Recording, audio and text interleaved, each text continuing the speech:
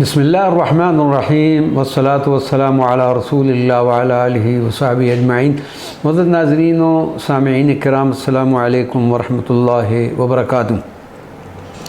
حضرت اصحمۃ النجاشی نے خطبہ پڑھنے کے بعد حضرت خالد بن سعید کھڑے ہوئے اور فرمایا: الحمدللہ احمدہ واستعینہ واستغفرہ واشہد ان لا الہ الا اللہ وان محمدا عبدہ ورسولہ ارسلہ بالہدی دین الحق لیظہرہ علی الدین کلہ ولو کرہ المشرکون۔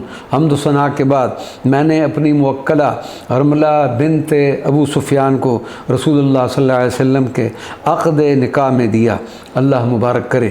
حضرت نجاشی کو کتنا بڑا اعزاز حاصل ہے کہ اس وقت کی عظیم طاقتوں میں سے ایک طاقتور بادشاہ سید الانبیاء والمرسلین کا نکاح خان بھی خود بنتا ہے اور دلہن کا حق مہر بھی خود اپنی جیب سے ادا کرتا ہے۔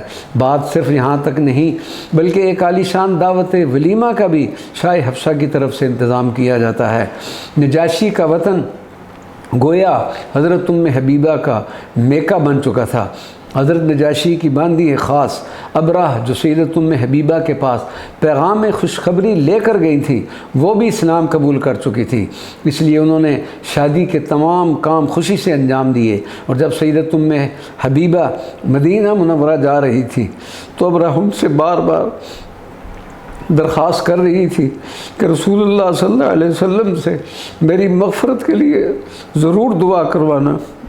ام المؤمنین سیدت ام حبیبہ فرماتی ہے کہ جب ہم مدینہ منورہ پہنچ گئے تو میں نے آپ صلی اللہ علیہ وسلم کو بتایا کہ کس طرح شاہ حبشہ نے عقد نکاح کا انتظام کیا اور اس کی باندی حضرت ابراہ کے کیا کیا احسانات و جذبات تھے۔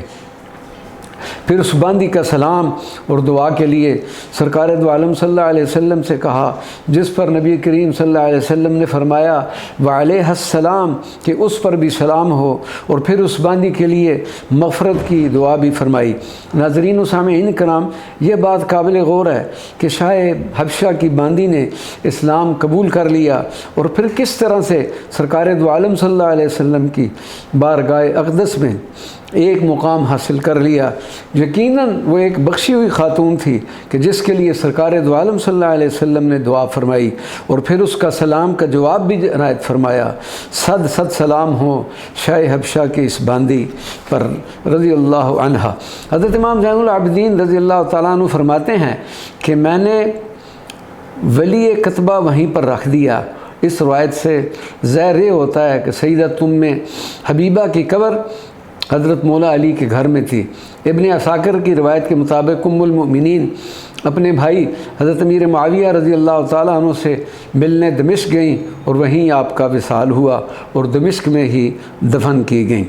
فضائل و مناقب: ام حبیبہ کو السابقون الاولون ہونے کا اعزاز حاصل ہے، یعنی آپ ابتدائی زمانے میں ہی اسلام کے دائرۂ رحمت میں شامل ہو گئی تھی، اسلام کے ساتھ شدید محبت تھی۔